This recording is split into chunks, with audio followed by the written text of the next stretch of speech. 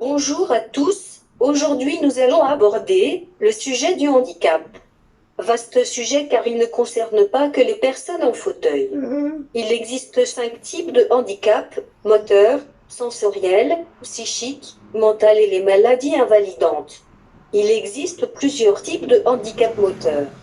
Monoplégie, lorsqu'il y a une paralysie dans un seul membre. Paraplégie si la personne perd sa capacité à marcher. Tétraplégie est l'affect de la mobilité des membres inférieurs et supérieurs. Hémiplégie, la mobilité d'un côté du corps est affectée. Spina bifida, il empêche ou complique le mouvement global d'une personne. Dystrophie musculaire, le tonus musculaire est faible et on perd du tissu avec le temps, ce qui rend le mouvement très compliqué. Paralysie cérébrale, elle est liée à de grandes déficiences dans la motricité. Cela inclut la lenteur, la raideur, de l'agitation, une paralysie, etc. L'amputation, la perte d'une partie du corps, limite l'activité d'une personne. Autre type, le handicap sensoriel, il fait référence à l'affectation d'un ou plusieurs sens. Il est difficile de récupérer les informations de l'environnement. 2 types se détachent dans cette catégorie. Déficience visuelle, elle correspond à la perte ou la diminution de la vision. On obtient 80% de l'information de l'environnement à travers la vue, par conséquent, cela provoque de sévères changements dans la vie d'une personne. Déficience auditive. Il s'agit de la perte ou diminution de la fonctionnalité dans le système auditif. Cela entraîne des difficultés au langage, conduit à des obstacles dans la communication et parfois dans l'apprentissage. Autre type, le handicap intellectuel. Il apparaît quand une personne présente des difficultés ou limitations au niveau des compétences cognitives.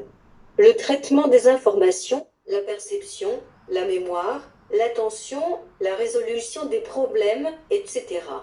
Les personnes atteintes de ce type de handicap ont souvent des difficultés pour vivre et travailler en communauté. Il existe différents degrés de limitation, légère, modérée, grave ou profond. Handicap psychosocial, il apparaît quand on retrouve des déficiences dans les pensées ou dans le fait de ressentir ou se lier aux autres. Cela doit être intense et constant pour être considéré comme handicap. Handicap viscéral, un des handicaps les moins connus, alors qu'il s'agit de l'un des plus fréquents. C'est lorsqu'une personne présente des déficiences dans le fonctionnement d'un organe interne. Nous retrouvons parmi ces handicaps viscérales le diabète et la déficience cardiaque. Cette condition limite la vie de ceux qui souffrent et entrave la participation dans la communauté. Le handicap multiple, cela correspond au cas où 2 handicaps ou plus sont présents, de façon simultanée. Chaque type de handicap est un défi individuel, une limitation ne devrait pas impliquer une exclusion ni une stagnation dans le développement vital. Nous pourrions parler également des syndromes exemple Gilles de la Tourette, Guillain-Barré et d'autres, ainsi que des maladies rares, ou simplement de handicaps plus petits qui gênent au quotidien, exemple hyperhidrose, transpiration excessive et bien d'autres encore.